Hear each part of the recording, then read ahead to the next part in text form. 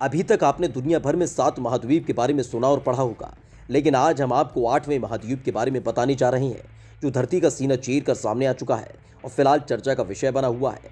इस महाद्वीप का क्षेत्रफल भारत से भी बड़ा है और ये सब हुआ है न्यूजीलैंड के पास, जहाँ समुद्र के नीचे घटी एक घटना ने भूगोल को नया आयाम दे दिया है।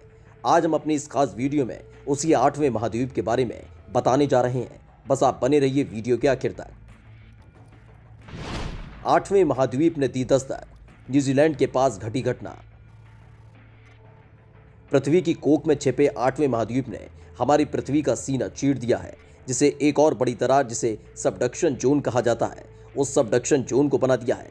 ये सबडक्शन जोन न्यूजीलैंड के पास समुद्र के नीचे बनी है, यानी न्यूजीलैंड की समुद्री सतह के नीचे एक और टेक्टोनिक प्लेट बन गई है। अगर इस टेक्टोनिक प्लेट में हलचल होती है तो न्यूजीलैंड के आसपास भयानक भूकंप और सुनामी आ सकती है।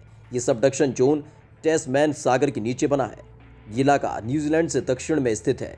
अगर इसकी निर्धारित जगह की बात की जाए तो न्यूजीलैंड से दक्षिण में स्थित पीसगर ट्रेंच पर यह सबडक्शन जोन बना है।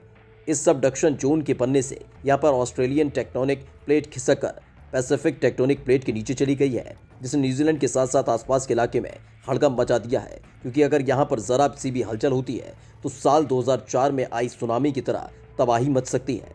यही नहीं, करीब 7.2 की तीव्रता या उससे ज़्यादा का भूकंप आ सकता है, जो तबाही लाने के लिए काफ़ी है। वैज्ञानिक इस बात का दावा इसलिए कर रहे हैं क्योंकि ये सबडक्शन जोन अभी युवा है। इस नई भौगोलिक घटना ने सबको सकते में डाल दिया है। हाल ही में इसका नक्शा बनाया गया था, जिससे पता चलता है कि ये 50 लाख वर्ग किलोमीटर में फैला है, यानी ये भारत के क्षेत्रफल से करीब 17 लाख वर्ग किलोमीटर बड़ा है। भारत का क्षेत्रफल 32.87 लाख वर्ग किलोमीटर है। इस 8वें महाद्वीप का नाम जीलैंडिया है। वैज्ञानिकों ने बताया कि ये करीब 2 करोड़ 30 लाख साल पहले समुद्र में डूब गया था। करोड़ों साल पुराना है जीलैंडिया का इतिहास। जीलैंडिया ऑस्ट्रेलियन टेक्टोनिक प्लेट और पैसिफिक टेक्टोनिक प्लेट की सीमा पर स्थित है।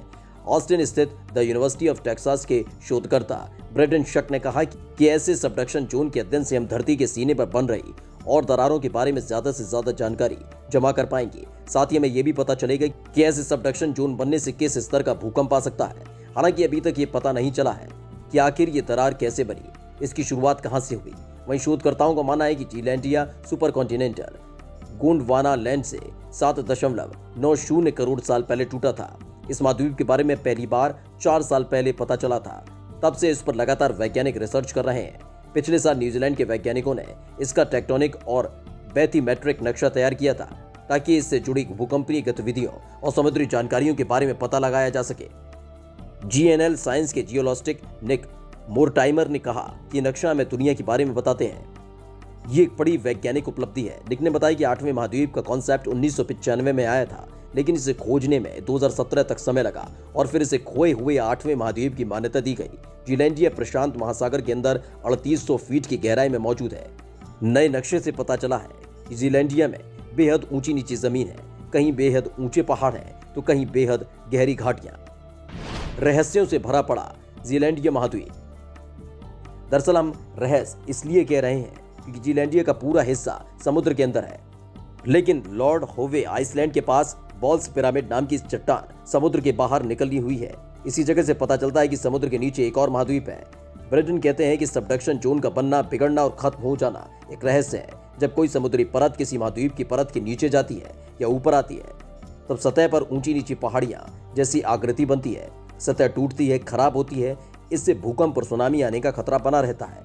पीसगर ट्रेंच के नीचे बने नए सबडक्शन जोन का इतिहास एकदम नया है, इसलिए इसके अध्ययन से वैज्ञानिकों को कई नई जानकारियां मिलेंगी। हालांकि इस जगह का अध्ययन इतना आसान नहीं है, ये जानलेवा है। यहाँ पर 20 फीट ऊंची लहरें उठती हैं, 48 किलोमीटर प्रति घंटे की रफ्तार से हवा चलती है।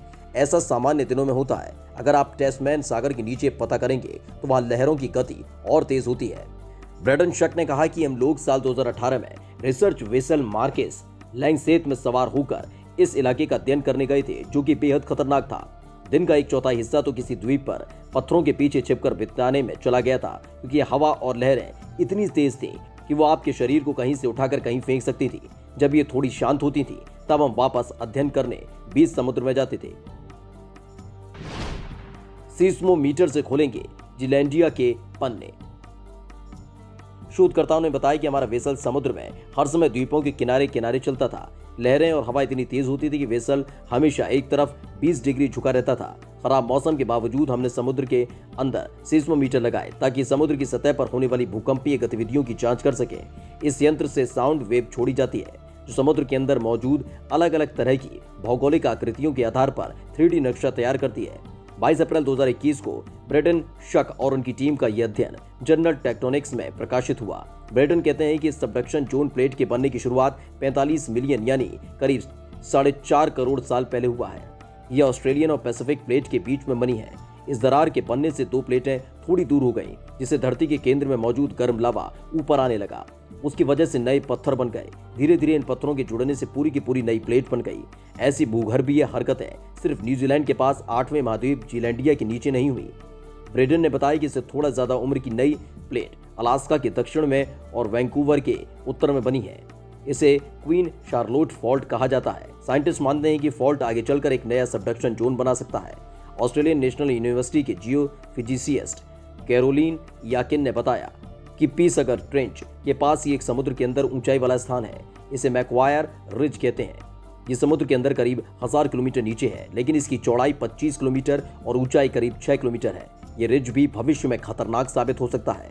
अब वैज्ञानिक इस साल नवंबर में इसके अध्ययन के लिए समुद्र में यंत्र भेजेंगे।